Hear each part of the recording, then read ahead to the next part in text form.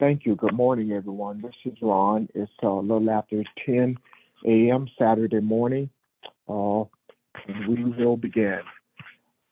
We will start first, see if we have any questions or comments on your week. I have things going for you.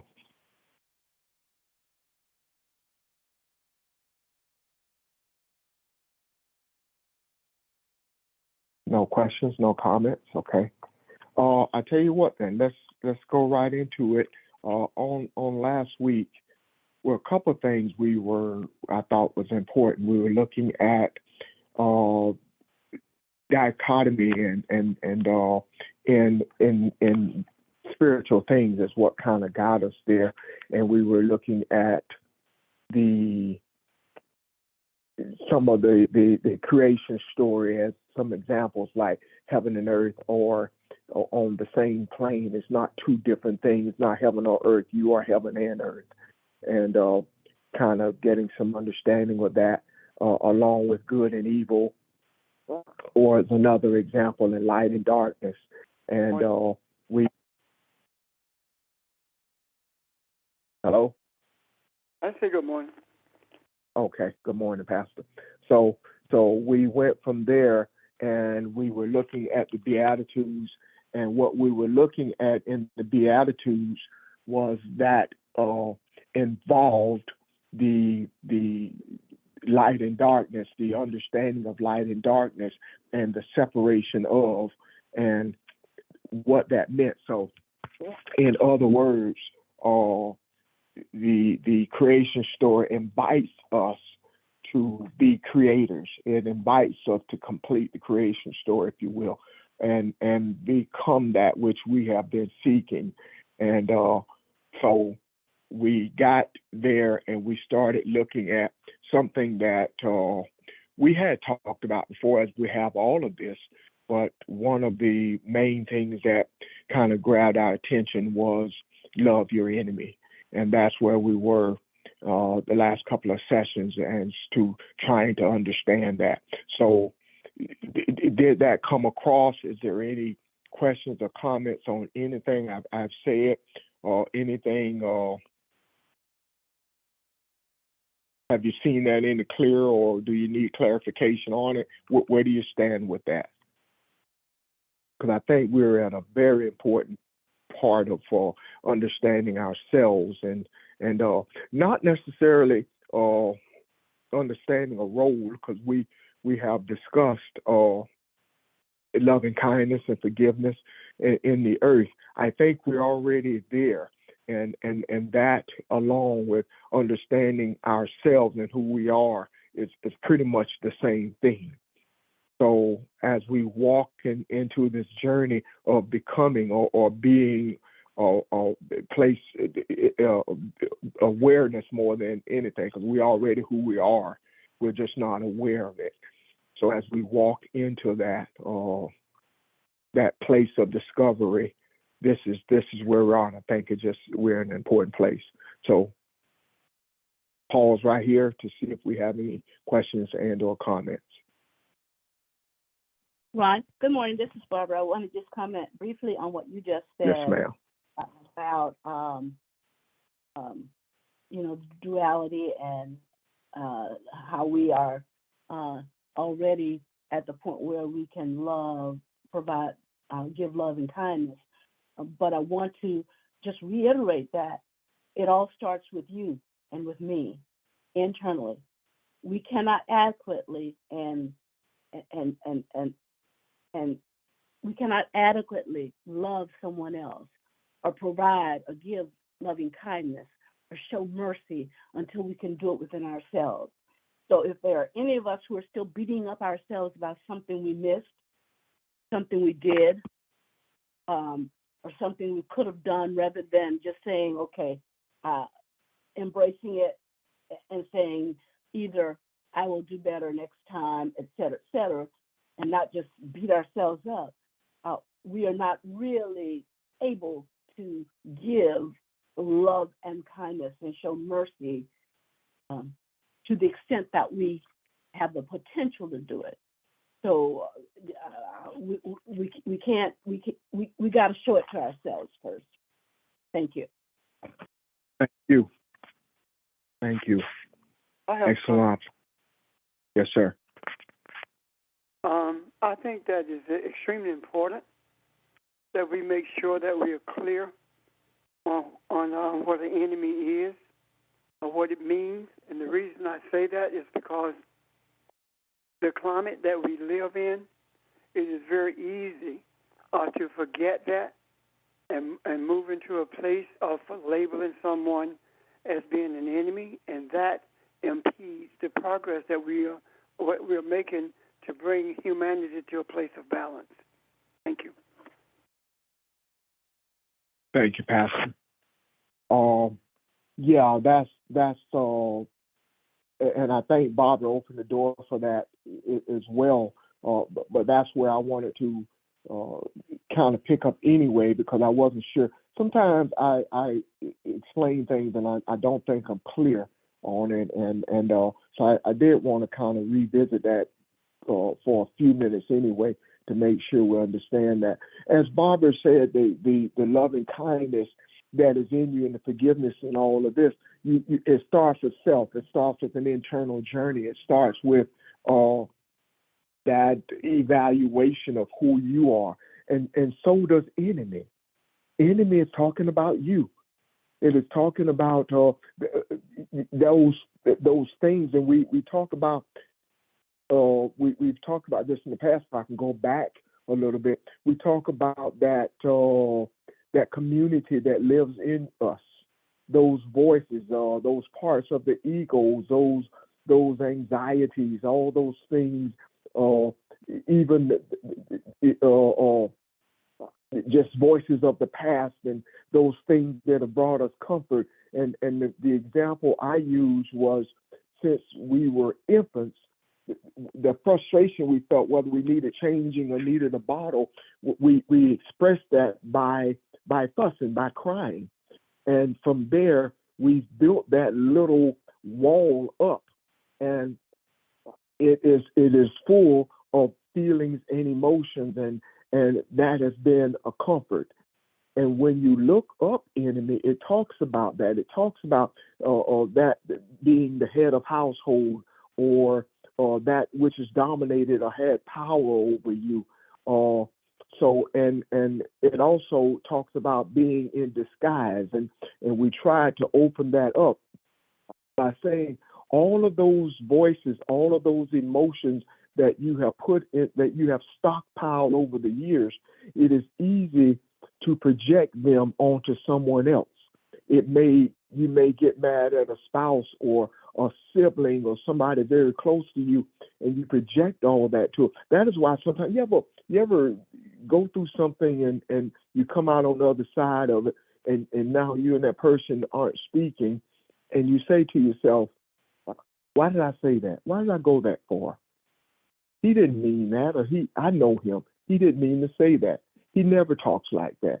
Why did I go that far with it? You went that far with it because this anxiety that is in you, you projected it onto him. And the disguise is that anger looks like him, whoever the him or the her is, and it wasn't them at all.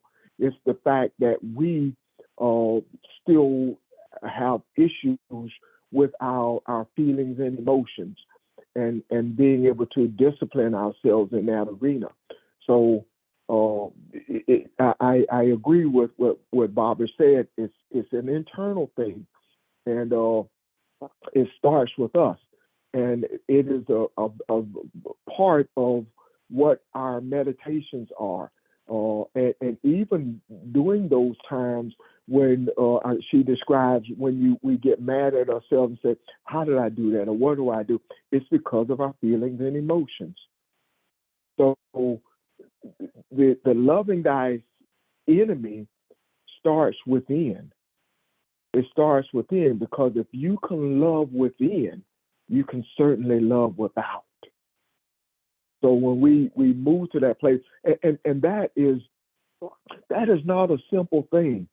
I remember the very first time I tried to stand in front of the mirror and look myself in the eye and say, Ron, I love you. Ron, I forgive you. That is not an easy thing. So I have moved to that place, but it is a very real and sobering feeling to do something like that. But where are we? Does this make sense? Do we have an understanding of what it means to love thy enemy? Anyone else? Good morning, Ron. This is Kathy. And Hey, Kathy. on the heels of everything that you're saying, and I was listening to the definition and the understanding that you were bringing to enemy itself. And the other part that I would add to what you just said, because you talked about a domination, power, pride, or pride being taken to excess. But the other part of that is, I think Neil Douglas Clark describes the enemy as one who falls out of rhythm. So if this is an internal journey, and it is, when we begin to look at those things that we encounter that causes us to get out of rhythm, because if we say we're loving kindness, receive that I have an enemy, internally something has to knock me out of rhythm, so to speak. And so I was tying that together with some other things. I was looking at in Proverbs. It talks about Proverbs 16 and 18, pride goes before destruction and a haughty spirit before the fall. So when you begin to look at that and you look at that definition and what we're assigning to the enemy and how we perceive that enemy, if it's talking about pride taken to an excess, he also describes it as that one that swells outwardly from an inner void or lack. So what is it internally that causes you when you're dealing with, because all this is internal, but it plays out in the external world. And so it plays out with the connections that I'm making with others. So what is it in when I'm connecting with someone, what is it that will cause me to fall out of rhythm? If they do something, if they say something, all of a sudden, how am I internalizing that? And what's that void and lack that is making me feel on the inside of me that will cause me to get out of rhythm? So going back to what was said earlier, when we recognize that all of this is internal and it is my perception of any situation that I encounter day to day, I think about the example that I think Evelyn gave us a month ago or so, about the young lady at work that was mad at her and telling people that she didn't like her. And Evelyn had a situation where she could have perceived that young lady as an external enemy. But what did she do? She looked inside of herself and said, no, there's no void there. I know who I am. I'm going to come at her from a place of loving kindness. And as a result, she not only showed loving kindness to that young lady, she was able to teach all the others who knew what was going on that this is what being I am looks like. So that's very important. So, and when you link all of that together, where does it come from? It comes from a deep internal ability to be able to forgive. And I was looking at some of the notes that I had written years ago when I taught on this, but forgiveness is not about what we do. Forgiveness is about who we are. And when we think about forgiveness and we look at the actions that's going on around us, actions, statements, lies, whatever the intent of someone else is, all of those things are neutral. And it is up to me to determine whether or not I'm going to perceive that as something negative or positive. If I stay in the understanding of what it means to be loving kindness and forgiveness, then I am not having negative experiences, and that's important to remember. And so therefore, you have to remember there can be no reconciliation among humans if we don't know how to forgive. So all of these things to me go hand in glove, they tie together, and I just wanted to share that this morning. So thank you. Thank you, Kathy. I want to take you back a place, though, because you said something that I thought was important, but I didn't catch it all because I was writing something down. You talked about lack, having a feeling like you're at a place of lack. Can you go explain that a little bit more for me, please? When you were talking about enemy. Oh, I'm sorry. I was back on mute. I'm sorry. Just talking here. When someone has to make you feel a certain way about yourself. That's when we think we have enemies. So let me say, for example, I'm showing you loving kindness. You get mad at me and you don't show that back to me. Now you have rejected my loving kindness. So now I'm feeling the lack on the inside, like maybe you don't love me like I love you. Now, if I perceived what your actions were, which were neutral, until I assigned that negativity to it and said, you know what, I like them, I did like them, but obviously they don't like me. So now I'm not going to like them. So what's lacking inside of me? I now feel rejected because you didn't love me the way I loved you back. Now that's going to cause me to create from that place of perceived lack, or something that I'm trying to give to you and you're not giving back to me. How do I not fall out of rhythm with that? I remain in a place of balance by saying, you know what? I am loving kindness in spite of what you do to me, in spite of how you treat me, in spite of what you say to me. I have to remain in that place of being loving kindness. If I ever perceive that you're not, and I'm using love, it could be anything, but I'm using love as the example to make it as plain as I can. If I am saying that I loved you, but you didn't love me back, and this could be a family member, a coworker, or a friend, or anything, and we have a disagreement and we fall out. Now, what is it that's missing, that I feel is missing on the inside of me, this perceived lack that I'm feeling, or this all of a sudden I feel like something is missing from this relationship, and I hope I'm making sense of what I'm saying, and that will cause me to act toward you differently than the way I was acting before. So and I don't think it's anything that we readily recognize right off the bat as, oh, I'm perceiving this as a lack inside of me. We respond as if though something is lacking without even being aware of it sometimes, if that makes sense. Do you see what I'm saying, Ron? Yes, ma'am, I do indeed. Thank you. Yeah, that makes a lot of sense. That makes a lot of sense. And yeah, hear from others though. Is that, are you guys seeing this? And I think yes, sir. I think we're at a very critical place in where we are or who we are, and Ron, I got, yeah, go ahead. It's me. It's Rika. I totally see what Miss Kathy is saying. My struggle is with, working with parents and students and staff when they make you feel that way, and you're trying to show the best you can show. I'm able to handle it better and understand. Okay, they're going through something with them versus with my own family, and I don't know why I'm having such a struggle with trying to see that in the same way when dealing with my family.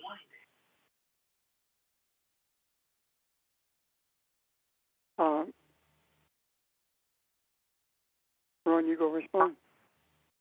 I like that. I think that's real. I think that's real, and it's funny. I was talking with a friend about this last night. It's funny how we struggle with those who are closest to us, or those feelings and emotions, or those. It seems like those feelings can be escalated when the person is closer to us. I don't know if maybe we feel like they should have more of an understanding, or just our level of love for them is at a greater place. So is the level of hurt. But it is very real that we struggle with the people that we are closest to. So I'm not sure I have an answer, but it is a very valid point. Can someone else speak to it? Can you help us out here? Because I like that. All right. Go ahead. I believe that it goes back to what we just talked about. I believe it goes back to my feelings of my family is an extension of me. And if I can't, it's as if I can't, I perceive that lack. What have I done that I cannot influence somebody? I think it's tied up with the feeling of me and the perception of lack that Kathy was talking about. What do I lack that I can't make this right? What do I lack that I can't make my family member or my son or my daughter or my whoever see what I see, kind of thing. And so it still goes back to me seeing my family as an extension of me, and I've got to be able to forgive the me before I can give the me in my community, which is my family, and then those external to my immediate family. Okay, thank you. I like that. I can see that. I can see that. I think I was talking to a friend of mine, Chris, last night, uh, and we were talking about some very good friends who are they have both decided because only one of them wanted to see counseling, but you know the marriage is kind of and you know that they love each other, and I think you know as I look out, we were talking about that anger that you feel sometimes. You take it out on the spouse when it's not the spouse that is creating all of that anger and frustration in you, but that is the object of it. And how do you see that? I mean, it's funny, we were just talking about this last night. So he was trying to help them find a counselor to so that they both can talk to, because I think they have something special that's worth saving. And so it's just funny how we're talking about this morning. That those family members, we seem to, those feelings and emotions seem to be stronger, and in those areas. And I like that. It's just a projection of us, who we are, because we do at the same time. We also probably, at least I do, get more angry at myself than I do a lot of people. So I agree with that. I see that. Anyone else have a comment or see something I would else? like to add to that as well, and throw out this word, expectations. I think when dealing with family, expectations are different. They have certain expectations of us coming from a place of how they perceive us, and we have expectations of them. And the other thing, and I'm just throwing this out here, tying it together in my own way. Especially those expectations are different when you are in different places of understanding who you are. And so if I'm learning to be I am, and someone else is still steeped in religion, or not even understanding that they're on a journey of self-discovery to know who they are, and they don't understand who you are and how you are processing and living in externally in this world from an internal place inside of you, then they don't always understand who you are. And because they have expectations of you, sometimes it will bump heads with, the heads are bumping here because I want you to be who I want you to be, because I don't understand who you are and who you're becoming, because you're evolving into something totally different from who I expected you to be. So sometimes with family, the expectations get in the way. But the only way that I see to deal with those perceptions of expectations of who you want me to be is to continue to show you who I am. And eventually you will understand that I'm coming to you from a place of loving kindness. And though you may sometimes reject what I'm trying to say or what I'm trying to do to benefit you, I have to remain in a place of balance, because if being the enemy is the place of me losing my balance, if I'm letting something get me to a point where I no longer can see that I am balanced, then that's when you begin to fall out of rhythm and understand who you are. And that's what messes up the dynamics of families sometimes. And I'm just talking right now, well, I'm not talking just externally, it's internal. I don't want to say battles, it's internal emotions that get involved with expectations of family members, and that's just the way I perceive it. And I just wanted to share that, so thank you. No, thank you. That added greatly. Thank you. Anyone else?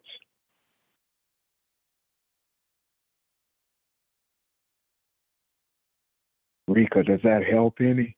Does that give you some more thoughts on it? Yes, it does. It really does. It's like you said, you continuously. I guess you could say it's just a continuous test, and until you get to that space to where their response and reactions are not moving you,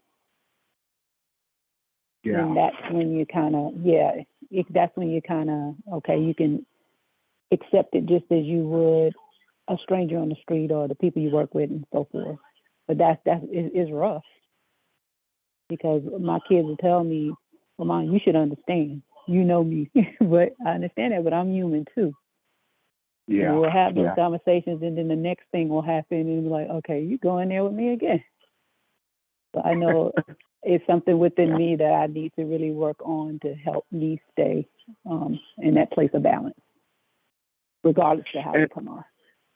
Yeah, and you remind me of something I've heard Pastor say, and I've tried often myself is, okay, Lord, what do I see here? What am I supposed to see here? What do I get from this?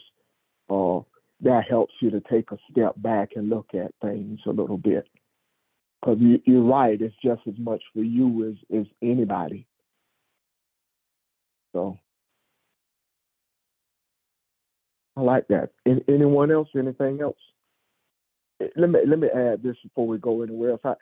That friend I was with last night, she said so many things, and it was right here where we are today. That same friend that I just discussed, her and her husband, they were together, and they hadn't seen each other in at least a year and a half or so. And she was saying how snappy Naya had been with her. And I probably shouldn't have said her name, but that's okay. But the young lady had been with her, and said she took a step back and she got quiet. And she got quiet and she thought of a comeback right quick. And it took her to a place she got angry. And so she took a deep breath and she said, wait a minute, that's not her. She doesn't talk like that. And something's going on. What's wrong? So she took a few minutes, and the friend said, what's wrong? You got quiet. And she told her, I didn't like how you responded. She said, what's going on? So she says, yeah, something is going on, but I'm not ready to talk. So later, she was ready to talk about it when she opened up to her and told her what was going on. But I just thought about, everything that again, talking about enemy, Kathy talked about, she did not allow this to take her out of rhythm, nor did she allow her pride to take over. So she did not let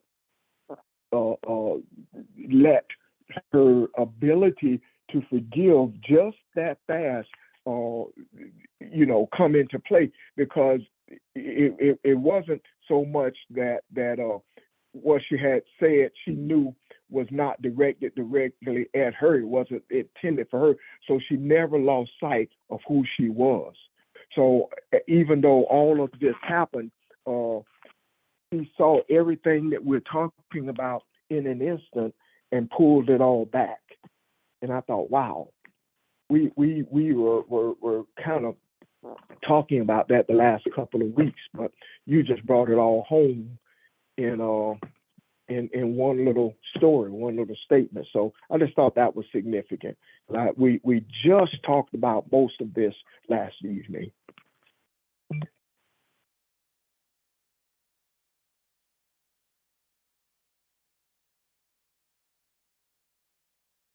Questions or comments, y'all? Hey, Ron. Yes, sir. Kathy talked about you have to, my words, not hers, you have to remember who you are, because if you don't, you cannot reconcile with humanity. I think that was the gist of it. Am I right, Kathy? Yes, you are. And I wanted to add to that, if you don't reconcile with yourself, you'll never reconcile with humanity. So the reconciliation begins internally. And when your friend Carter's health, what she did actually was reconcile between her anger and who she really is. And that reconciliation brought her to a point where she was able to respond in a manner that will open the other young lady up. The other thing is that I think you hit the nail on the head when you're talking about family structures. We have all of these preconceived ideas about what family is or looks like, not realizing that there is no functional family based upon our definition or understanding of dysfunctional. There are no functional families. Regardless of how you try to project that image to other people, and we fight so hard to project a false image rather than to being honest with ourselves until we convince ourselves that we're not dysfunctional. So that's the society we live in. You are hide your blemishes rather than deal with them. And the last thing is when you're talking about that relationship and the two seeking counseling, the question is not whether or not I feel like it's something that to say. When I deal with situations like that, my first question is, do you guys want to save this relationship? And if I don't know, then when you decide, then call me and I'm done until they respond. Because if they don't want to save it, you can't do it. I'm done. Thank you. Yeah, you're right. You're absolutely right.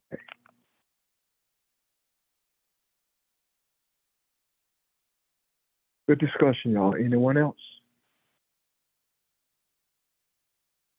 We've talked about a lot this morning. And we've talked about relationships. We've talked about love, of course. We talked about enemy, and I hope we have an understanding of that. We talked about forgiveness, which is where I want to go next, because to me, the enemy, the stealing of the voices are bringing them under control. I think we've been talking about that for so long we don't recognize it anymore. My mind went back to the lesson even last week, lead us not into temptation. This is an internal thing.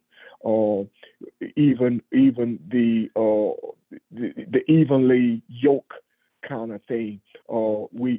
We see that, or has been taught to us that is an external thing. Whereas when we opened it up and looked at it, we know that it is not. So we've been looking at this from every angle that we can. And the beauty of that is each one of us sees things differently, usually like that. So the necessity of doing that is okay. And we'll continue to do it as much as necessary until we get it. So thank you for questions and or comments. And again, we've talked about forgiveness, but I like to address it again. And I hope this is from a slightly different perspective to kind of make sense. It kind of opens the door to a supposition I have, and I'll get into that in a minute. Before I do it, any questions or comments? Okay.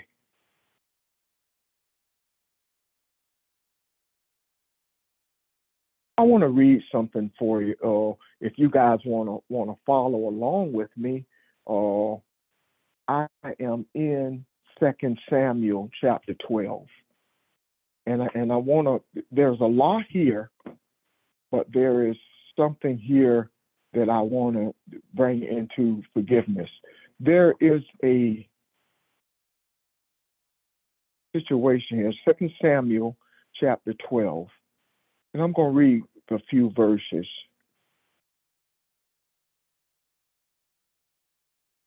While you're turning there, I'm going to show you something here. I looked up the word forgiveness, and we talked about this before. Forgiveness in the Hebrew 55:45, salak means to pardon, to spare, to cover up, or to cover over. The Greek word for it is alpha, I think, ATHES. It means to send away or to leave alone, to depart or release something. The Aramaic is shavik,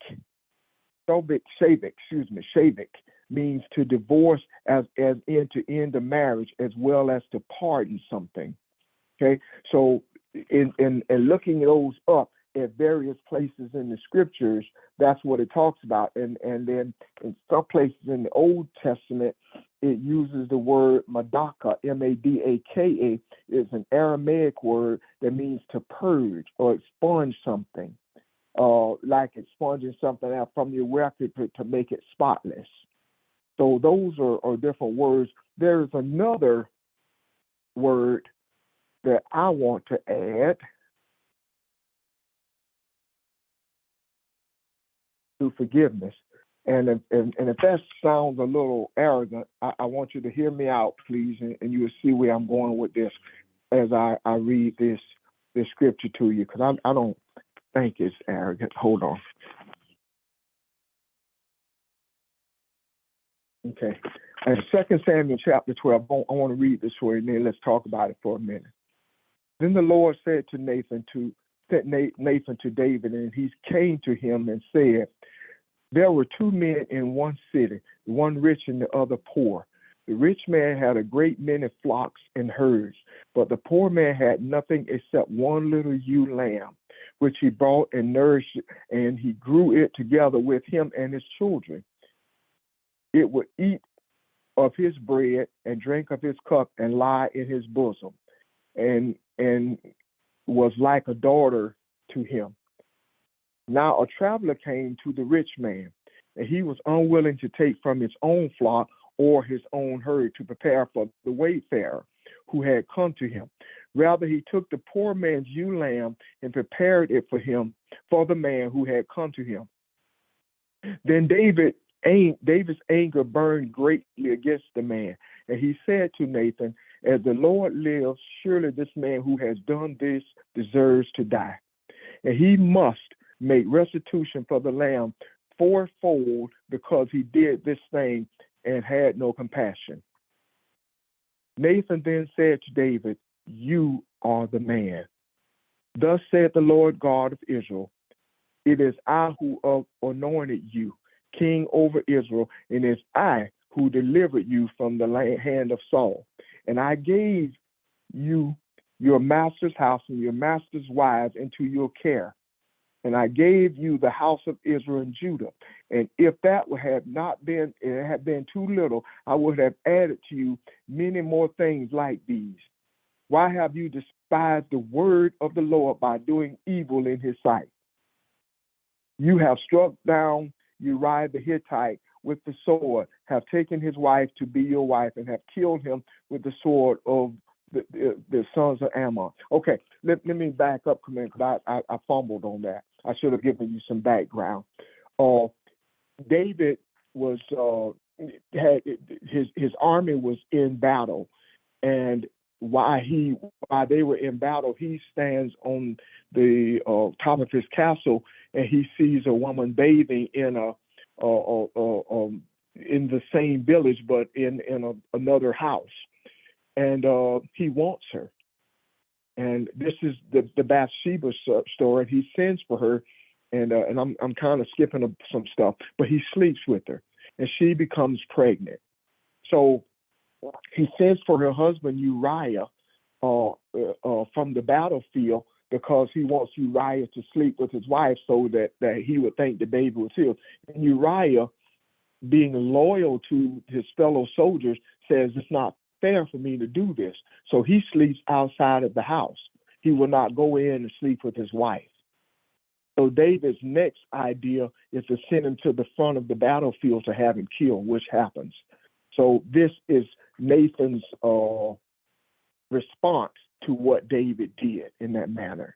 So I'm going to skip a few verses, and I'm going to go to verse 13.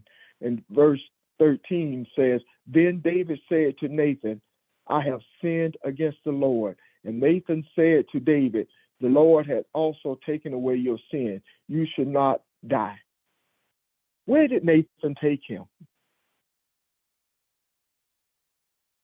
What happened here? Inside of himself. Yes. He took him someplace. He took him someplace. He took him out of that place of darkness into the light. And what he saw was himself. And when you look at this, the funny thing, because this was the word I said I wanted to add a word to this. The word I wanted to add was consecrate. That word, he says three things he did to him. God says in verse 7, it is I who anointed you king over Israel, and it's I who delivered you from the hands of Saul. So those three words, anointed you king in Israel, is talking about setting aside. This consecration talks about I have put you apart. King is talking about I have put you over something. So look at who you are. The word I'm looking at here is, if you see the word forgiveness, it gives you an opportunity to be separated. What am I saying? The scripture says, I created, hold on a minute, because I'm messing it up. In creation story, it said, let there be light. And there was light. And it says, and God separated the light and the darkness. What is the human? What if the human is the separation? What is the human is the part that brings those things together, brings understanding to them. So he brings him into the light, and he sees his own darkness. He sees the fact that I have been consecrated. Nathan represents that consciousness, that place of awareness. Let me show you who you are. Let me take you back to show you where you are and what you have lowered yourself to be. But this is not where the Creator has taken you. So when we talk about forgiveness, because when we talked about this before, we didn't use this word because I'm throwing this in there. Completeness talks about to be consumed by something. At first, he was consumed by his lust for this woman. He was consumed by this dark thought. And then what he ends up being consumed with, he regains his rhythm with the universe. We talked about holiness. A wholeness is talking about that creating space. The space he creates reminds him of who he is. So when we talk about forgiveness, and I'm quick to remind you of the woman when the 9 people were killed in Charleston, and the family member said the very next day, we forgive you. She created space for every one of us who had anger in our hearts. She took us to a place. She took us to a place because we had become consumed, at least I did.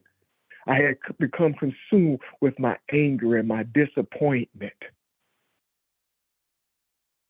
So when we think about who we are, that pause, and as I said when I was talking about Chris last night, she took a minute and she paused and she got quiet and she pondered what was going on. And she said, okay, this is not who she is. Let me look at this from a different perspective. Forgiveness is taking that pause. You are the pause. We are the pause. That self-reflection is that pause. So if you, again, tying this up with the creation story, that's part of the creating. We are the creation. And this loving the enemy and forgiving the enemy, it has to start with forgiveness. And that forgiveness has to start with you.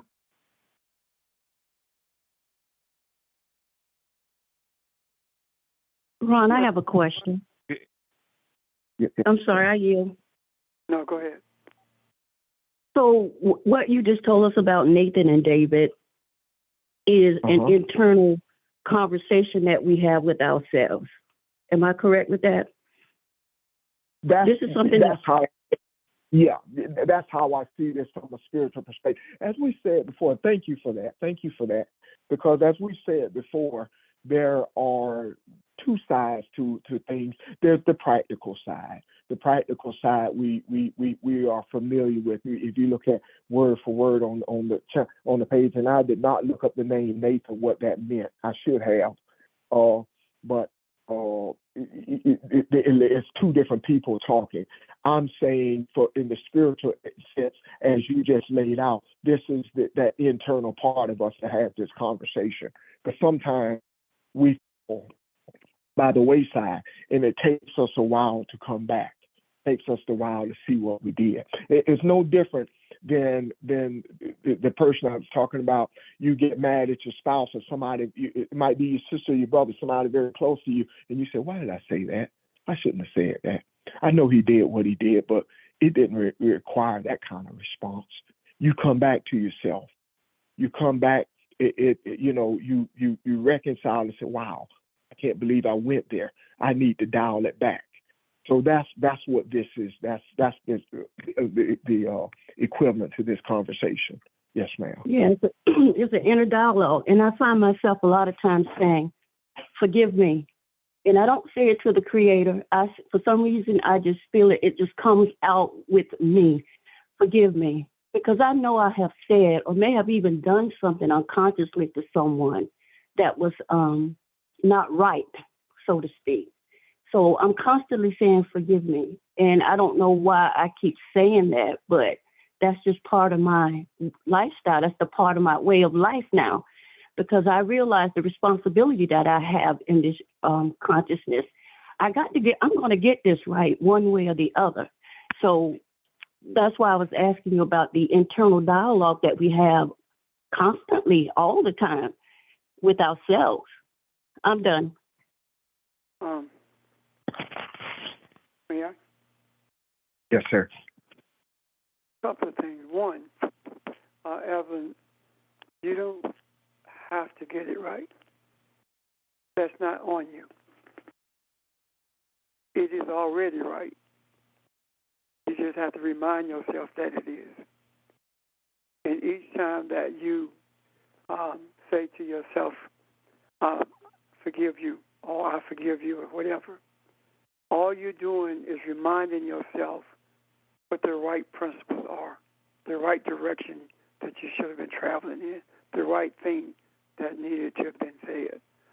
That's reminding, as opposed to getting it right. Because if we think that we are going to get it right without crossing the line, then we'll never get it right. There is no righteousness to be had, because every single day of our lives we have the propensity to cross that line or to say something that is out of rhythm. The main thing about it is you recognize you have, and you rescind what you've said. You change your focus on it. Does that make sense, Evan? Yes, sir, it does. Because so you've already, when you're remembering it, you've already gotten the principle right. Okay.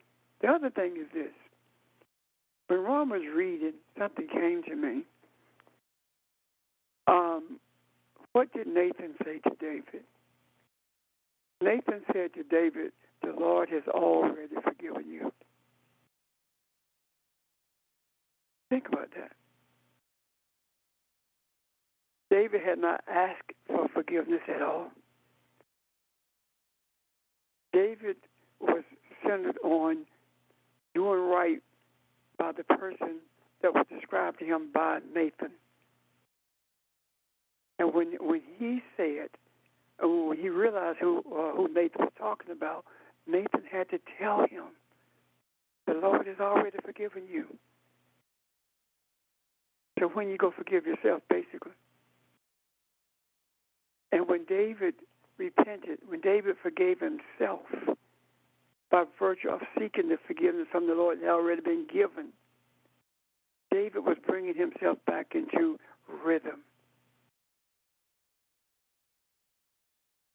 Now, what would have happened if David had not killed Uriah?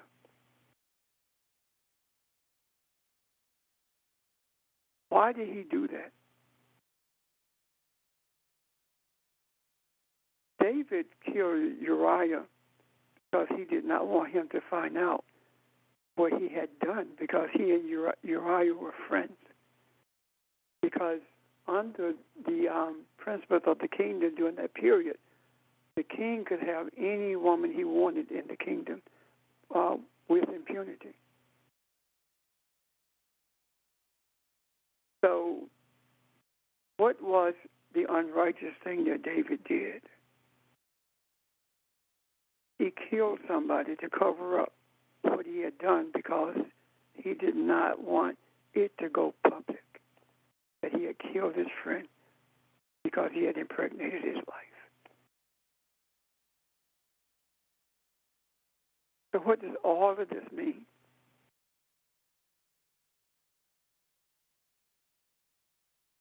We don't have a right to judge people based upon what it looks like on the outside.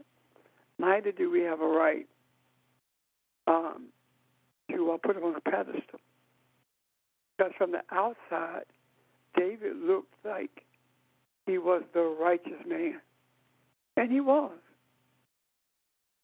And on the inside, David had fallen out of rhythm with the universe by virtue of having his friend killed. And Nathan was the catalyst that brought him back into rhythm by virtue of showing him what he did. Nathan became a mirror for him. Nathan's words showed David what happened and who he was. And when I say Nathan brought him back into rhythm, it's because Nathan showed him who he was. If you want to look at it practically, David is the one who had to bring himself back into rhythm. Because the wrong that he had done, yes, it was to Uriah, but he had also done a greater wrong to himself because he fell out of rhythm, and he was the leader of a kingdom. And if he fell out of rhythm, the danger was that the kingdom would follow. So David's restoration had to be done. And as we travel this journey, if we are, and we are, making every effort to bring humanity to a place of balance, we must do the same. Because if we can't reconcile with ourselves, if we can't hold true to what the principles are, then we are unable to be the leadership in the kingdom that's bringing people back to a place of balance. This tells us a lot in this particular story. The Creator is more concerned with how you feel about yourself than he is concerned with what you did. How you feel about what you did is more important. Because if you can do things against people, have a man killed, if you can steal from someone, if you can manipulate someone, and you feel nothing, you have no conscious awareness of it, that's a greater problem than what you did. Because you have destroyed yourself from within. And until you bring yourself to restoration, yourself to reconciliation, then there is no restoration. I heard nowhere in that story where David went to Uriah and said, "Forgive me." I don't remember the entire story, but I'm asking you, Ron, is that in there? No, sir, not that I have ever seen either. No, because he was killed. No, I'm talking about within himself. Yeah, Oh, okay. yeah, God, yeah. that And you know what? In all honesty, I need to read the whole thing as well, Pastor. But you're right. I don't recall that. yeah, that's what I'm saying. I have a question. Go ahead. I understand what we're talking about in terms of David and finding balance and getting back into rhythm and all that. But what's the role of Bathsheba? What does she represent in the story? I mean, how does she find balance? I mean, she had no control over any of this. She never fell out of balance because she had no control over it. Hey, Pastor, this is Rania. I remember when I was younger hearing about Bathsheba. Again, those things you learn that you're like, really? That she had been taking a bath in a public place or a place where she could be seen. And that was her sin in all this. And I don't think that's true, but I remember being taught that. Well, it is not, because it was common for men or women to bathe on their roof. And that the reason they did it on the roof was to be out of sight of the public. Because houses weren't built the way they are now in terms of the different rooms.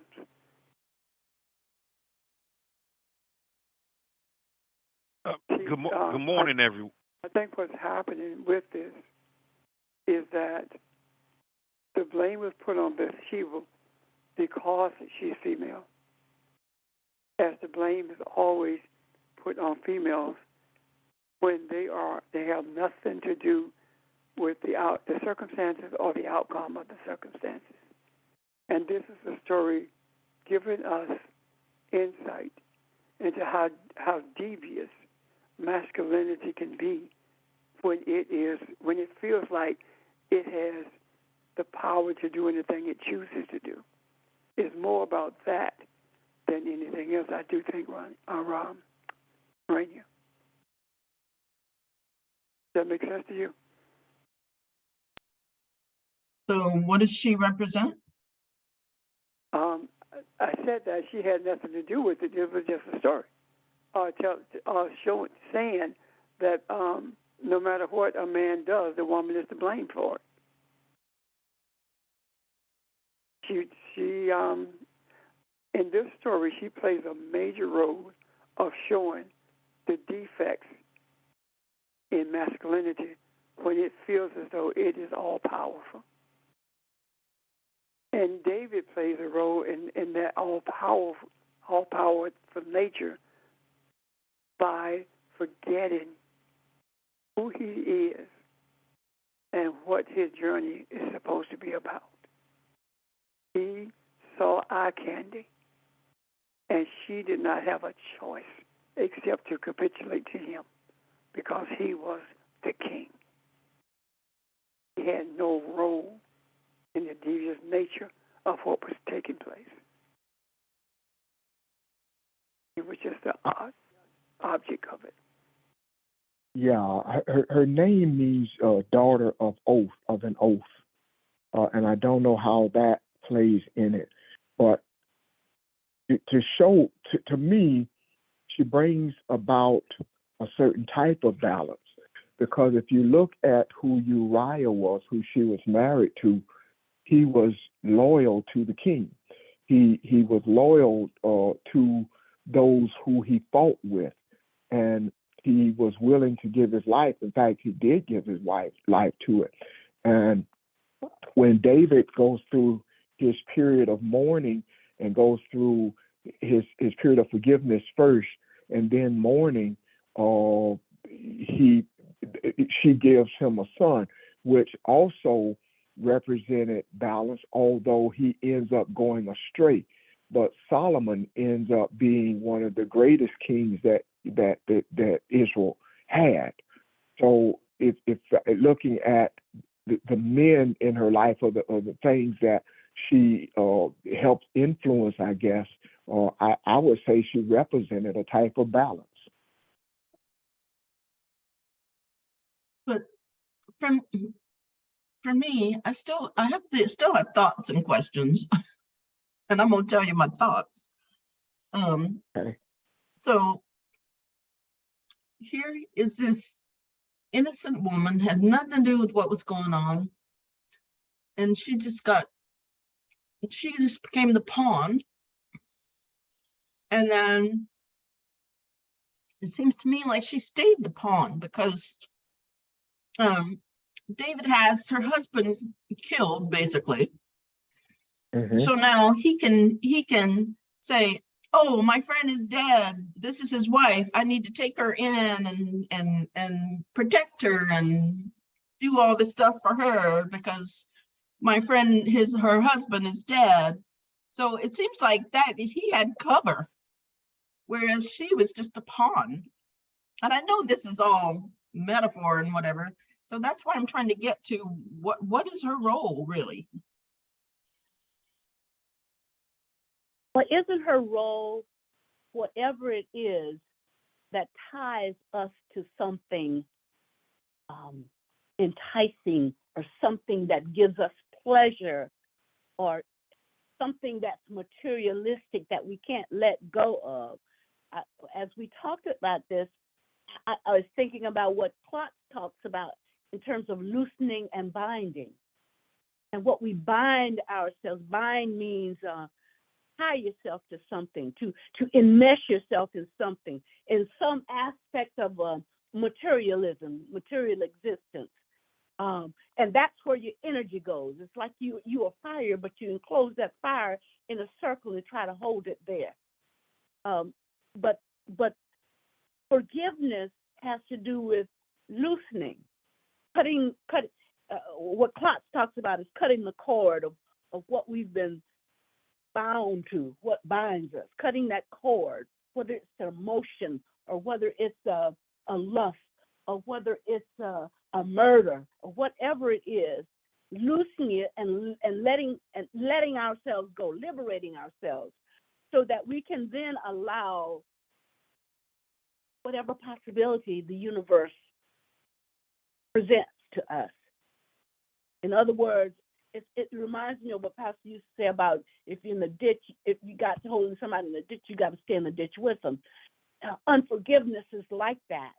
And so it also reminded me of the principle of loosening and binding. And whatever is bound in earth will be bound in heaven. In other words, we're talking about the aspects internally of humanity, who we are from a spiritual perspective and from a materialistic perspective.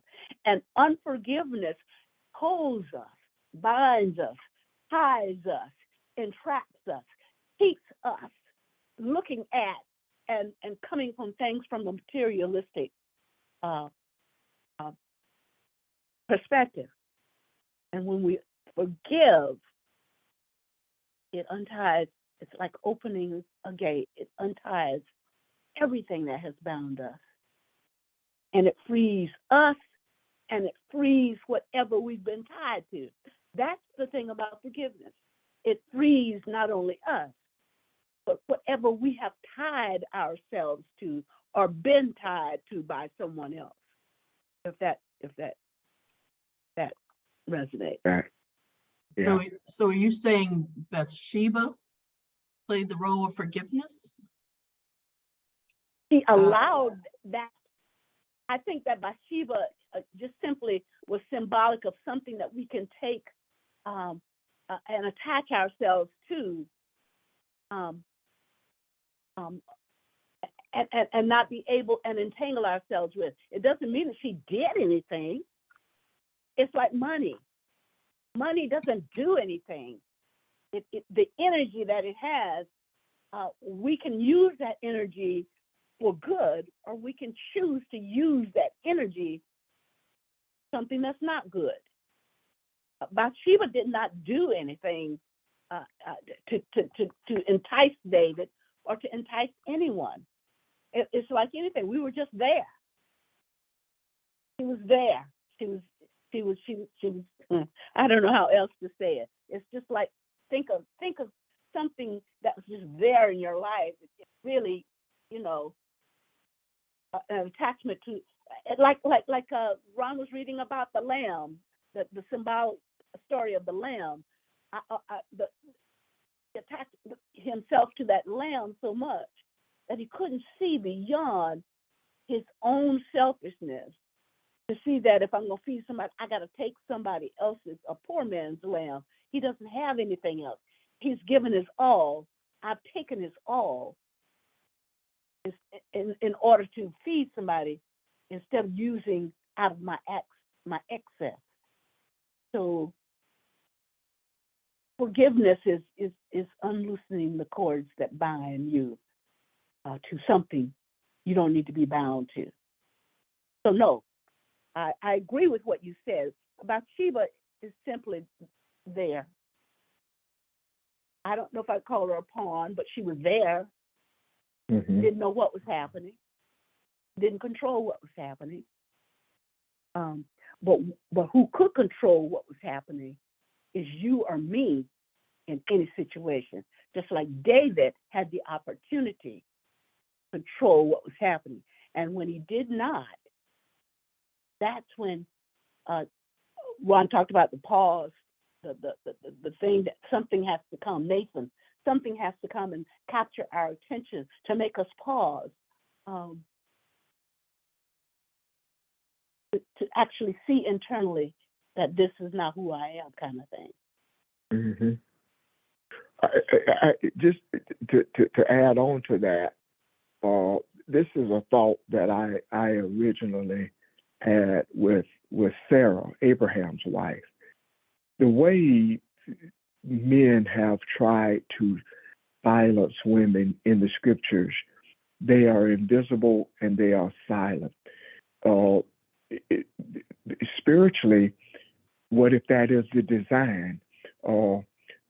She was made, she being Sheba, Eve, the last thing, the spiritual part of the man, she's brought to him, he's put to sleep, so to in this place, and from that point on, if you look at the women in the Bible, whether you're talking about Sheba, whether you're talking about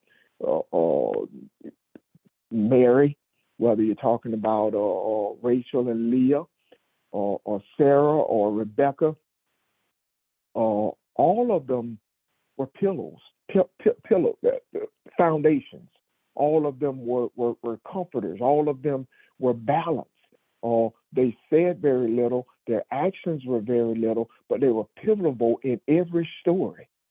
So maybe they are meant to be the spiritual essence of what the story is, and even the mystery of it, and being that strength, as Barbara is saying, she is whatever she needed to be, being that pawn. In other words, whatever is needed, she is that spiritual essence. So when you look at that, you look at the women in the scriptures and how they were used, because I think Sarah was a tremendous influence on Abraham. I think she was a lot more vocal, at least with him, than the scriptures give her credit for. And I say that knowing that people on the phone that are religious, but I'm just saying that based on some of the things I've read and what I'm understanding when I read some of the words that we look up. She brought him balance. She was just not a statue. Her actions were what was needed. Bathsheba's actions were what was needed. So was Leah and Rachel. So they're not given credit for anything, but their roles were are extremely important.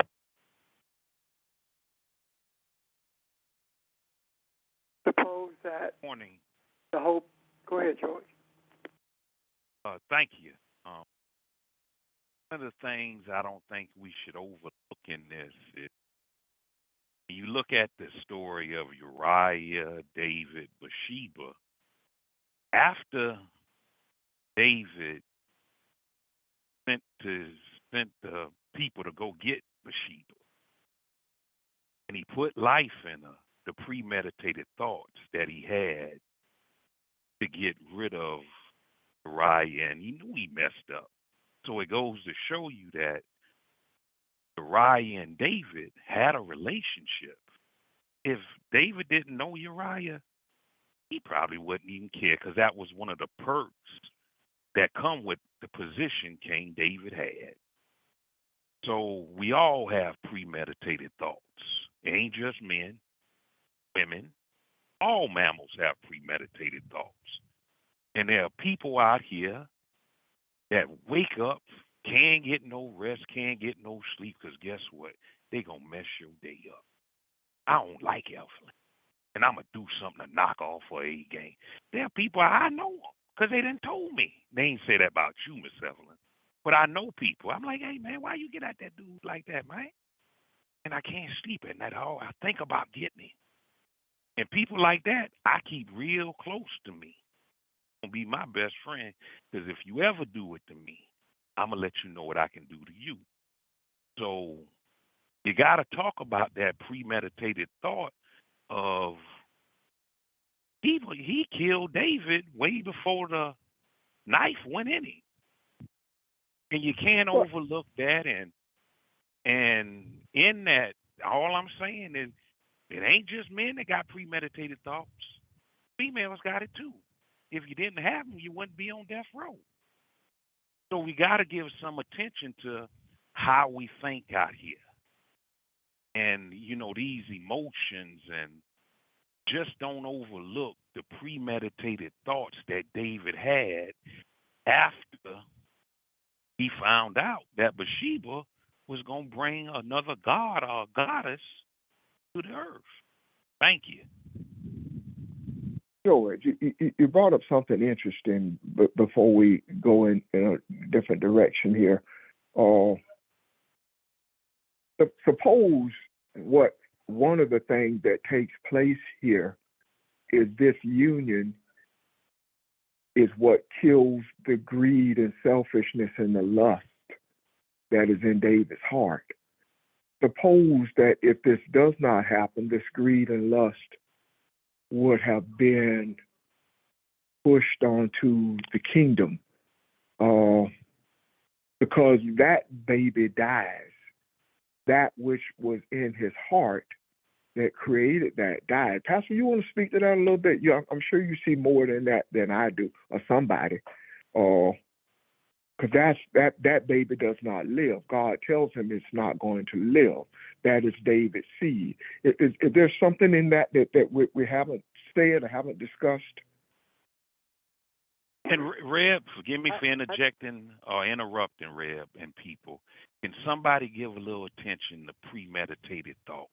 Because I don't want people to think I don't know what I'm talking about, because I can't talk about it. Maybe you need a Johnny Cochran to come on in, or F. Lee Bailey, premeditated thoughts. This is one of the things that separates murder one from manslaughter. Your thought was premeditated. I'll speak to it. First of all, David did not have premeditated thoughts. David was walking in the castle and saw her. That was a spur-of-the-moment desire.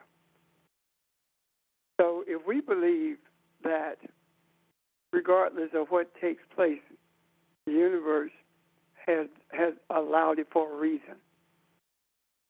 And many times that reason is for us to find out what's really in us and who we really are. This has nothing to do with an individual man and an individual woman. This has everything to do with masculine authority being dominant over our feminine energy. And if that baby had been birthed into this world, or had been birthed, period, it would have been born with the seeds of deception, because it was conceived with the seed of deception. So in this, I see that the woman is not a pawn. She is not a target. If we look at it as a woman and a man, yes, she's a target. Yes, she's a pawn. However, if we look at it from the whole picture of humanity, what we see is the sexual manipulation of a woman for the pleasure of a man. If we take that and transpose it into society, what we see is that everything that a man lusts after, regardless of what it is, he will do anything it takes to get it, and will do anything to hide that he did it. Whatever it has taken for him to get what he wants, if it takes killing someone, no matter what it takes, if it takes ruining someone's reputation or damaging their character, to hide what he did, he'll do it. And that's what we live in the midst of today. That's what we have always lived in the midst of our whole life. And that is in the midst of, whether it be a preacher or a president, it doesn't matter. Or do anything to hide his hand, hide his part in it. I remember very clearly, I went to this, there was a church having a dispute with this pastor. And I remember going as a part of the committee from the association to help settle the dispute. And what we found out was the moderator had told the pastor, since you have a dispute with the church, why don't you take 90 days off, 3 months off, and come back, and then we'll sell it. We need a cooling off period. Well, when we went, we didn't know that. We went to settle a dispute between a pastor who the church was telling to leave and him saying, I'm not going. What we found out was he was right. He had been deceived into leaving, and when he came back, that same moderator told him, you've been gone for 3 months. You have forfeited your authority in this church, so they can get rid of you when they get ready. But he had set that up. So why did he set it up? Because he had someone he wanted to put in that church. But it doesn't matter whether it's a pastor or president, whether it's a deacon or a Democrat or Republican. It doesn't matter. What matters, what this story is telling us, whether it be a male or a female, because both of us have both energies. We cannot destroy anyone or even think about it for selfish reasons. Matter of fact, we don't have the right to destroy anyone anyway. So this story with David is an allegory that is telling us what it looks like when we would go to any extent to get what we want. That's all I'm saying. Whether it be with money, as Barbara stated, whether it be with a female, it does not matter. How many times has a woman been forced to sleep with someone to get someplace in life? How many times? How many times have men killed people to keep them from exposing? This is what I'm talking about. This is the society that was being projected, that we were being told about, that was in existence then. Does that make sense? Okay, Rev, and to the rest of the Rev, I agree with what you say, and when I apply this lesson to me in my power, because I do have a lot of power. I'm on the vine, there's going to be some good wine out here.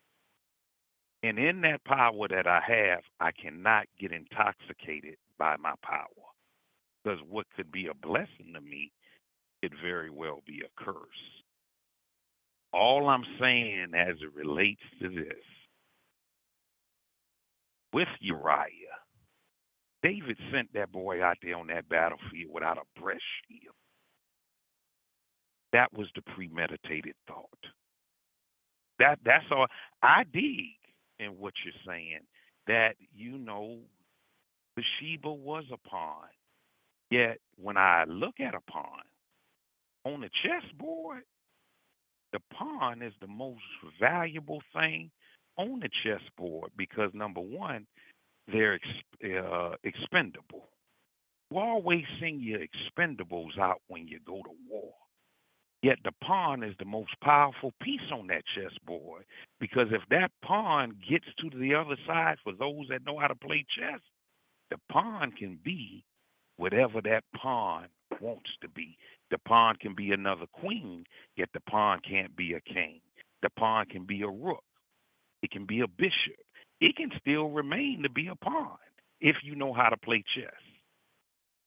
All I'm saying as it relates to this is the premeditated thought David had. He sent Uriah on the battlefield Okay, I'll and address told, that. No, let and me he address, told. Wait, Red. let me address that. That was not premeditated thought. If you want to deal with it in human terms, that was not premeditated thought. David did. If it had been premeditated, David would have come to that conclusion before he slept with Bathsheba. He did not come to that conclusion until he found out she was pregnant. That's when he did not come to that conclusion prior to finding out she was pregnant. So it wasn't premeditated. It was on the spur of the moment that he decided to do that, to hide what had taken place. And the problem is this, that I see with saying the woman is a pawn, and you're agreeing with that. We have too many times treated women like they're a pawn. If you want to know how feminine energy functions in this society, look at how females are treated. The only thing that has been birthed in this society is deception and greed, racism and misogyny, because that's the seed that this feminine energy has been impregnated with. And when we stand and say that it's time for a change, I've made this statement and I'll make it again. If a man hurts a woman, it takes a man to heal a woman. Because that man has put a seed in her that has damaged her self-esteem, that has damaged her emotions, that has damaged her individually as a person, and thus damaging everything around her, inclusive of her family and friends. And if a man doing that masculine energy is the thing that has damaged her, and that masculine energy is the healing source for her. And that's what we are in the process of doing now. We are using the understanding of masculine energy and the damage that it has done to this earth. We're using it, the understanding of it, to impregnate the feminine energy with positivity, with an understanding of who we were created to be, so that in this society, harmony can be birthed. Because masculinity cannot birth anything. And if it seeks to be in power all by itself, then it is the most damaging and dangerous force on the face of the earth, or anywhere in this universe for that matter. Because regardless of whether you're looking at atoms, or whether you're looking at mammals, or whether you're looking at a tree or any other plant, cross-pollination takes place. And a pregnancy is simply cross-pollination between mammals. And if one tries to dominate the other, both are destroyed in the process. So whether we look at it physically as man and woman, or whether we look at it spiritually, no matter how we look at it, it says the same thing. says exactly the same thing. That masculinity, taken out of context and put in the hands of children especially, is no different than putting a 9mm in the hands of a 10-year-old or 5-year-old child and expecting everything to be okay. That's where we are with this metaphor. And I don't think that we should get caught up on the physicality of the sexuality. I think that we should be focused on the spiritual intercourse that is taking place here. And the reason the baby not being born is because of the deceptive nature that it was conceived with. I'm done. Unless there are questions or comments.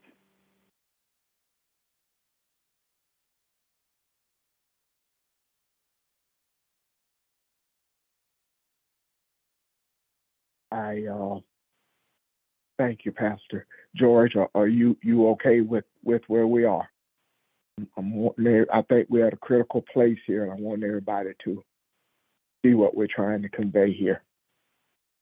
And I am. And one of the things if you don't know this about me, I'ma share it with you. When I'm in the presence of people who cover more acreage than I do, I ain't saying people smarter than me, better than me, or lesser than me. I'm just gonna take advantage of it. Y'all cover more acreage than I do. And if I see something in this lesson, I want some answers on it just like everybody else do. So I agree with what's been said. I just don't want to, not give any attention to think a thought, get a feeling, do an action. I was taught at a young age, George, you got it in your head. How you going to get it? At your hand. Think a thought, get a feeling, do an action. So, and consider it a compliment. Because if you didn't cover more acreage than I do, I really wouldn't say anything. So I get what's being said. Buy into it completely. I just saw something in there that I wanted to share with people. Cover more acreage than me. That's all. Thank you. Thank you. Appreciate it. We are, again, I appreciate that. I love when we shed light on scripture like that. I want someone to tie this in, though, to where we are, and let us see this. We're talking about creators. We're talking about moving into that space, accepting who we are, embracing it, not beating ourselves up because that so-called or seemingly battle is very much necessary.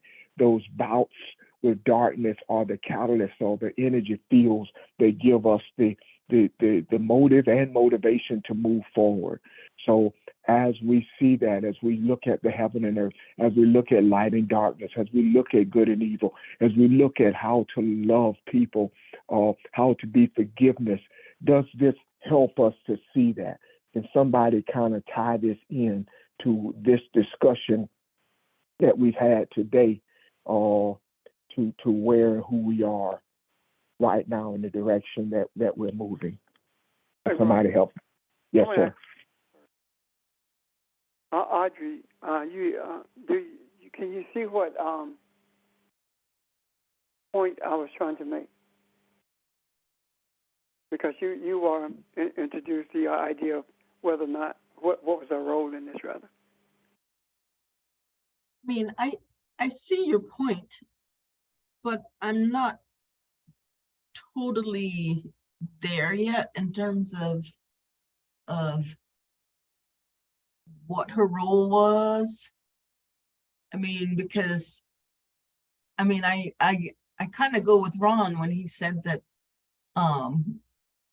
women have a very important role, but it's always kind of silent, or their voice is not really heard or made known, but they have a really important role. and I just thought we were talking about David and Uriah and whatever, but we didn't say anything about Bathsheba and what was going on with her and what she represented. But I can see that she kind of brings balance to David. I can see that. But I'm still a little unsettled about exactly what she represents. I don't know what else to say. Okay. Hey, Pastor, this is Rania. And I hear you, Aunt Audrey, because I hear that and I go, you know, especially being feminine presenting in this lifetime, I'm going to rename that. I resonate with the female in the story more. And what just occurred to me as you were talking was maybe it's that Bathsheba and David are the same person, split, so to speak, or a balanced pair, so to speak, you know, like split. And Bathsheba might have been, you know, Mary later on in the Bible, you know, or someone else. But the idea of this story is there is this balance of pairs that complement or that bring balance and wholeness. And that's what she represents, is that aspect of David's character and personality that he didn't even know needed to be corrected. And that's just, as you were talking, that's what finally came to me, because you asked the questions that I had in mind. And I thought, well, what makes sense to me? So I don't know. I'm just a thought that occurred to me. Well, I can see that. I mean, yeah. I can see that. I can see that as well. I can see that. Because the name means daughter of the oath. What is the oath? That's the part I was going to kind of research, because I wasn't going to bring it up till we continued this discussion, because I have no idea what that means. But in that may lie the answer. As I was trying to say before, there's that still small voice in all of us that serves as the rudder that pulls us in the right direction. And that's what I see the females are in the Bible. And as Pastor said, in looking at it that way, I don't see them as individual stories, the men or the women. I see them as these names are trying to point you or show you something inside of you. So, you know, with that said, she's a spiritual essence of some kind. Maybe we just don't see it clearly yet. And that's the mystery. Yeah. There's no, if we think about folklore and how understandings, be they spiritual or tribal, how they were passed on. It was always in a story, and it was not what it meant was not on the surface. What we saw on the surface, it was always what was beneath the surface, and that's how the mysteries of the spirit of spirituality were hidden from those who would have taken them and destroyed the earth. I'm done. Okay.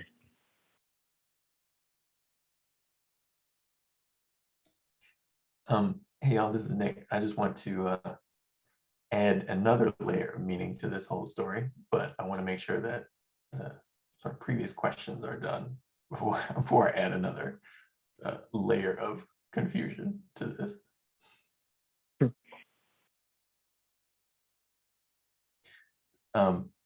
So I have long believed, ever since I had heard this story, that this is also an explanation of how the group of people who were carrying with them the traditions of the Hebrews intermarried with African people, and specifically around the area of Ethiopia. And this is where you get Haile Selassie and the whole tradition that there's a connection between the people who were the ancient Hebrews and Africans in Ethiopia.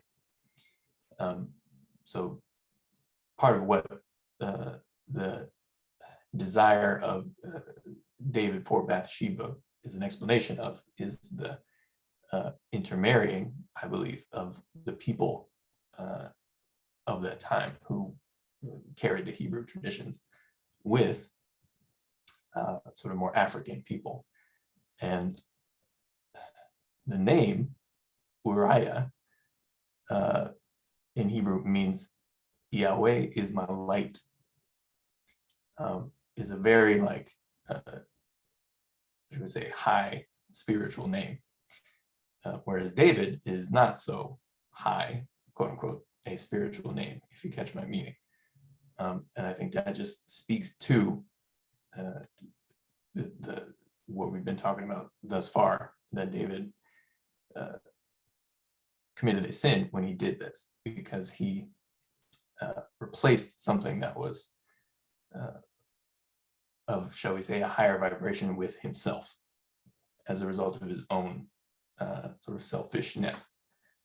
But anyway, I just wanted to add that because that is also part of the story of how all this ancient knowledge and tradition is passed on and moves around different peoples of this time period. I'm done. Thank you.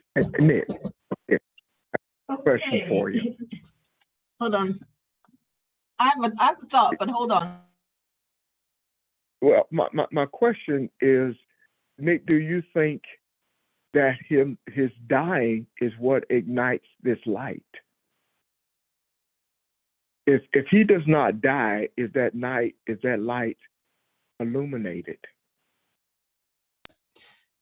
Well, I would say that if he doesn't die, then David doesn't realize that he must become that thing that he was incorrect to move out of the way. And so that is I believe, the continuation of the tradition. So to add another layer of meaning, it's whoever the people who carried the Hebrew tradition at this point in time, and I believe they were more sort of light-skinned Middle Eastern people, came into Africa or further into Africa, saw a greater source of light, but their own, let's say, selfish desire got the best of them, and they destroyed that source of light. So Uriah dying is the high vibration being, or leaving the earth, you could say, or sort of leaving that region as a result of the Hebrew people at the time interfacing with the African people. And I believe there's more to it than that, but what were you going to say, Mom?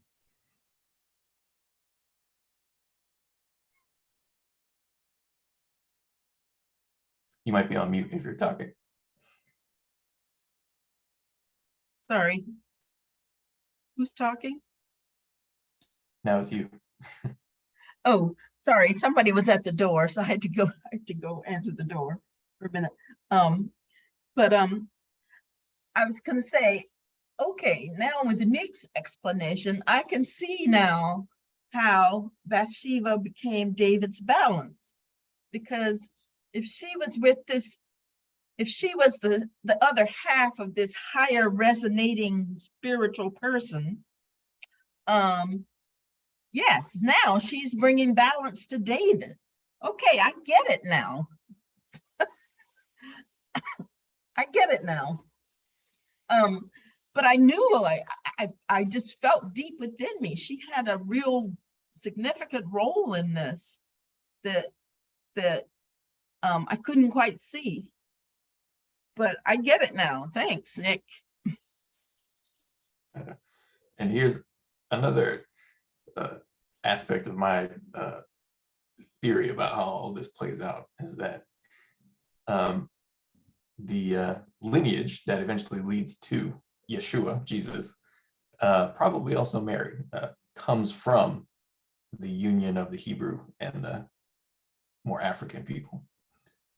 Somehow, I don't know where that is, but it wouldn't surprise me if that is correct.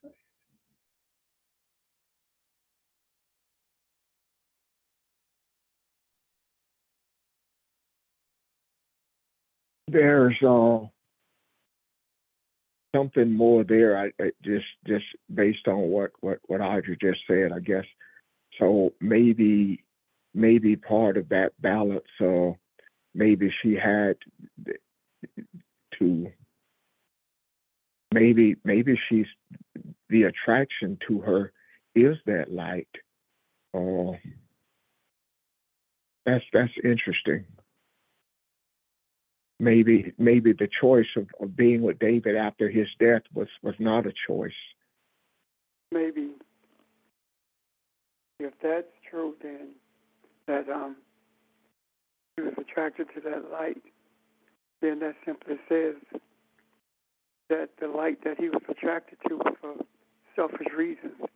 It was not for any purpose other than to please himself or to get from it what he deemed pleasurable to him. And maybe that was, yeah, as you said, maybe that was the reason why the baby had to not survive. Yeah. So David was creating from his own, out of his own self. In other words, he created the opportunity to have the Bathsheba on his own terms, out of his own terms, not from the higher resonance and high spiritual terms of that we're talking about.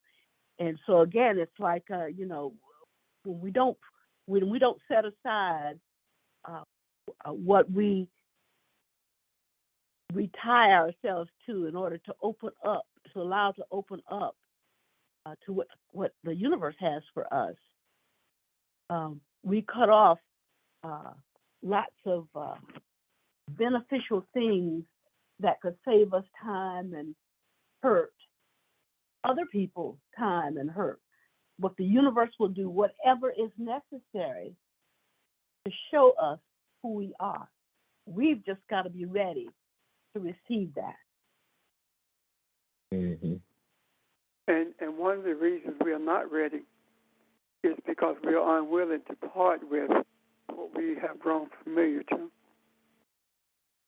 When you ask a question to a group of people, when you ask them who say that they are searching for light, are you willing to give up anything in order for you to apprehend what you're searching for? And they say, I don't know. Then the question is, are you truly searching for the benefit of humanity? Or are you searching just to see what it's going to be like? Because you're more concerned about your outcome than you are about the outcome for humanity. I'm going to say something that I've thought for quite a while, but I have not said anything about it. What I have thought for quite a while is that people who are unwilling to make the commitment that they are willing to give up whatever it takes in order for them to see who they are and to become whatever the Creator intends for them to be. Even if it's family life, it does not matter, whatever it is. If that commitment is not there, then I question whether or not there's a commitment at all.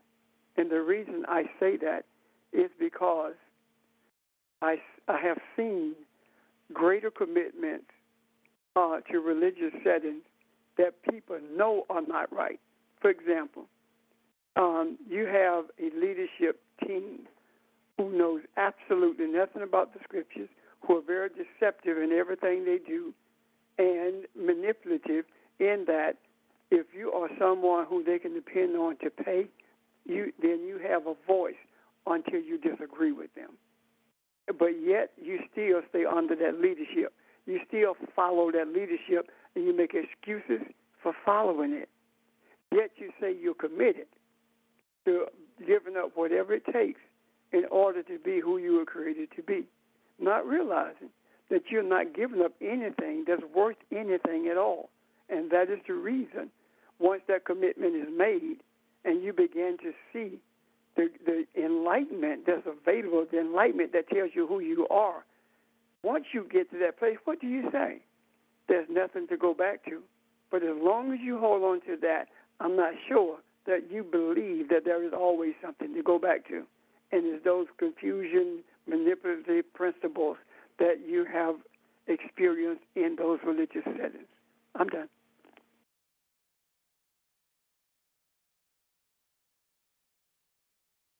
This is Amir. If I may share a couple of scriptures that speak to why we need the feminine. The feminine is the balance, the dark mystery of the womb, which everything came out of.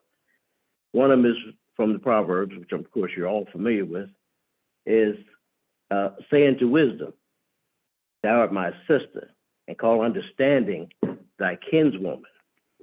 And another where Paul refers to women, he says that you receive her in the Lord in a manner worthy of the saints, and that you help her in whatever matter she may have need of you. For she herself has also been a helper of many and of myself as well. Thank you. Thank you, Amir. Appreciate that. Appreciate that. As we move in our journey on truth,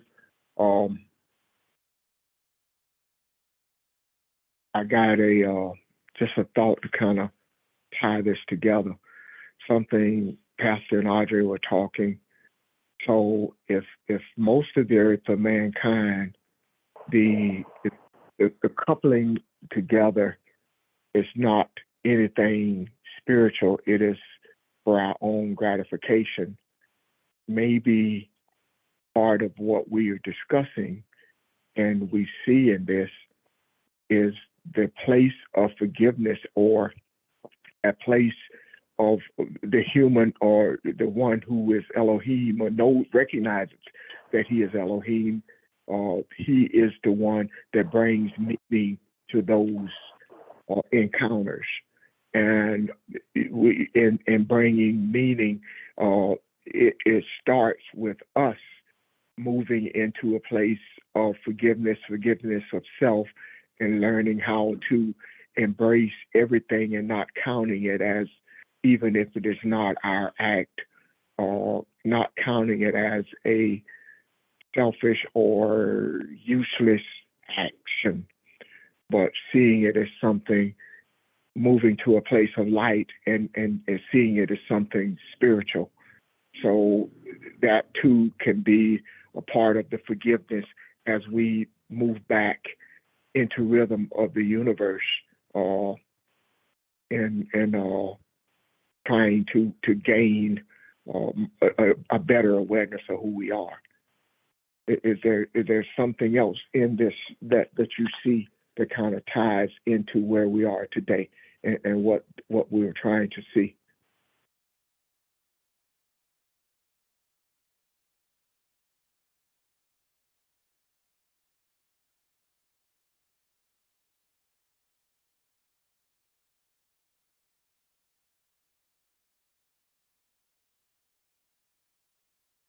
Okay, somebody sent me a text here. It says, we are both male and female energy. We are socialized to see the male and female energy. Wait a minute. We are socialized to see the male energy as dominant. The struggle is to see them as balancing factors to each other. Sometimes the nurturing energy needs to be front and center. Sometimes the masculine energy needs to be dominated. It needs to be dominant. Excuse me. Let me read that last part again. Sometimes the nurturing energy needs to be front and center. Sometimes the masculine energy needs to be dominant. I like that. But let's make that clear. Masculine energy being dominant does not mean a man, because we have both energies. Yes. So let's make that clear. It's not talking about a man being dominant. It's talking about masculine energy, and that dominance is speaking to the benefits that are available for humanity that comes out of that dominance. Okay. So excuse me, this is for Mel. So would dominion be a better word than dominance in this case? It's just a way of saying the same thing. Okay. This is what happens. This man is dominant in his household. I'm the man in my house. What I go say is, I make my money. I bring the money home. I take care of the family, and the children are afraid of him because he has no compunctions about slapping them or knocking them around, cursing them out, treating them badly, and treating their mom like she is a servant or worse than that. Not necessarily by beating her, but by the words that he used against her. And then this girl grows up. And when she grows up, she has all this rage in her because of how she grew up with that father. And now she can't find peace with females or males because she has not found peace within herself. And then she sits down with this masculine energy, be it from a female or a male, and what comes out of the mouth is this. First, you have to go inside of yourself and ask yourself, why is it that you always sabotages the relationships that you're in, be they male or female? You can't have friends because they don't agree with everything you agree with, and they won't allow you to dominate them. So ask yourself, where is all of this coming from? And then that little girl who's grown to be a woman now, but still a little girl inside, sits with that and thinks about it. And it carries her back to her childhood. And then she comes back to that person and asks them, do you think, and goes through the whole scenario of her growing up, this is the reason that I am the way I am? And that person simply says to her, you have found your answer. Now what happens? It is incumbent upon that person who has found the answer, that little girl, to now gauge herself and ask for help if she needs it in order to grow from that little girl in a woman's body, and to grow into being a woman. Now, if it was a woman who led her to that place, that woman who did it was the seed, the masculine energy that brought her to that place of understanding.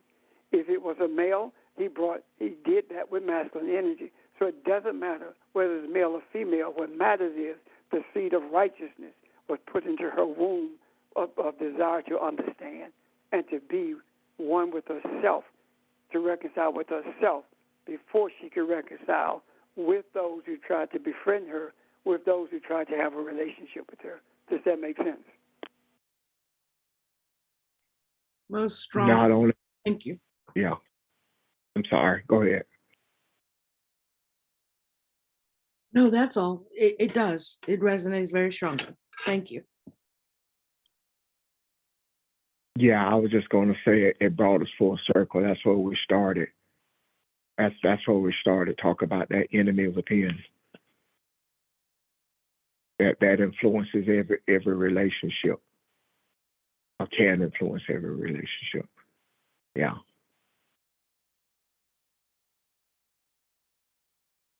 Very good. Anyone else?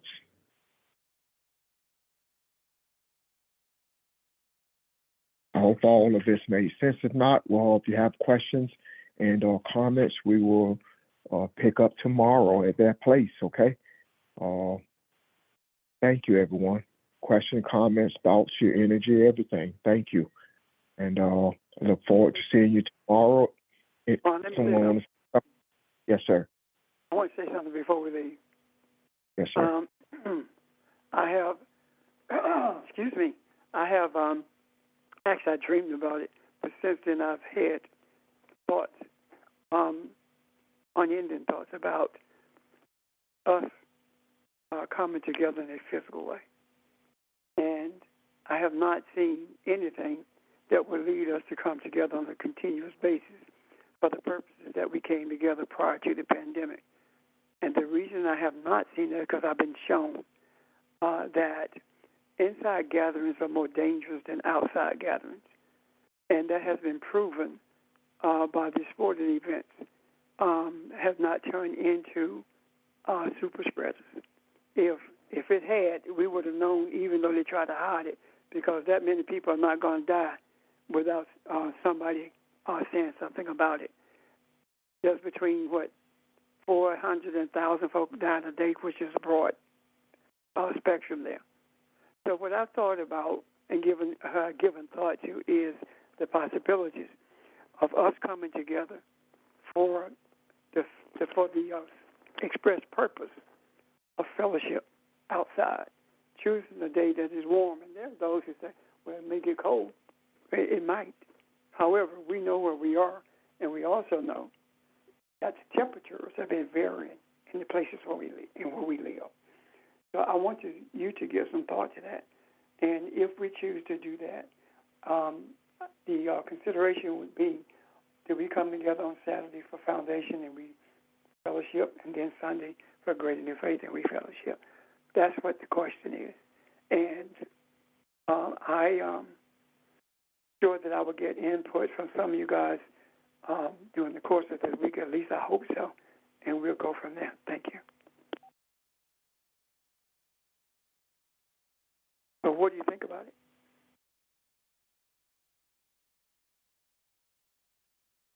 Sounds good. Sooner versus later. Beg your pardon? I said it sounds great. Probably sooner versus later. Are you we talking about just something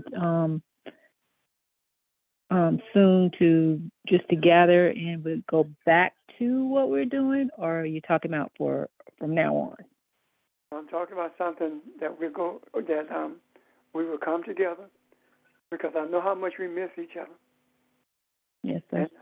And we'll come together, and then we will go back to where we are now on Zoom and reassess the situation. I do not want to force it I do not want us to come together and regret it. That's my point. And I'm afraid that if we do come together in a setting as we had in the past, that would present a problem in terms of infection, because it is inside meetings, people are still getting infected. I know that here in Union, there are churches where people are still getting infected, traveling on vans especially, but also are in congregations. I don't know what's happening on a broad scale where you are, but I'm very much familiar with what's happening here. And the reason that in a lot of churches the infections are not there is because nobody's in there. I know a congregation who had about 30 people in a building that would seat 500, and they still got infected. And I don't know how it happened, but they did. And I do believe that the major source of that infection was something that we don't do, and that is choir singing, spreading the virus. So I just don't want to take that chance until I'm shown, because when I'm shown, there is not a chance we're taking. There is a reality that we're being shown, and I have not seen that beyond our simply coming together outside venue to interact with each other. Does that help you, Rika? Yes, sir. Makes sense. And I agree. Okay. Anyone else? I have a question. Is it just for you want to keep this outside coming together separately, or would it be can it not be with everybody? What's your plan with that? It's just a thought. Well, my thought with that was this. If we have it any place, everybody won't have opportunity to travel there. However, if we have it in one place, then we can go to, as we move forward, then we can move to a place, a day where all of us can come together in one place. But right now, I don't see that. unless someone else sees it. Now, don't get me wrong. I'm not the only one who's shown stuff. So if you see anything regarding what we're talking about, please don't hesitate to share it, okay? I would love to hear it. And the reason why I asked that is because you said we're going to be outside. And with me, I would like to see physically the people who I share Zoom with or the phone with on Saturdays, Sundays, and Mondays. And that's why I asked that question. Would it be just like the people at Foundation that will be outside, and then Sunday with the people at Greater New Faith, and then Monday? So that's why I asked that question. Okay, let me give you an example of what I'm seeing. Foundation will come together on Saturday. Greater New Faith will come together on Sunday. And then an opportunity for everyone to come together in one place will be presented. Why do I say that? Because I know within the family that's on this phone, on Zoom, there are people who will not be able to come to a central location. Because let's face it, if it's a central location, what do you think that would be? That's not rhetorical. I'm sorry, what you asked? If it's a central location, what would it be? Well, you said give us time to think about it, but Okay. I don't No. know. But I understand what you're saying. The only central location is here. That's where we've always met when we centralize things, right? Yes. And I have no issues. However, I do want to make it convenient for everyone in each group to interact with each other and then bring everyone together who want to come to that central location. Does that make sense? I understand. I hear you. Okay. Again, there are people who can't do that. It's just that simple. And especially if there are people who are like Nick and Maryland and George and Philadelphia and Lavon and Sheldon in New York, they would have to make plans in order to do that. And I would love for all of us to interact in one place at one time. And I'm not talking about hugging and greeting each other the way we normally do it. I'm just talking about speaking as we did from a distance during the time of my mama's funeral. How we interacted there. That's what I'm talking about. Does that make sense to you guys? Mm-hmm. Yes. Yes. Yes. Yes, sir. Okay. So, if there are other responses or thoughts during the course of the week, please don't fail to call me.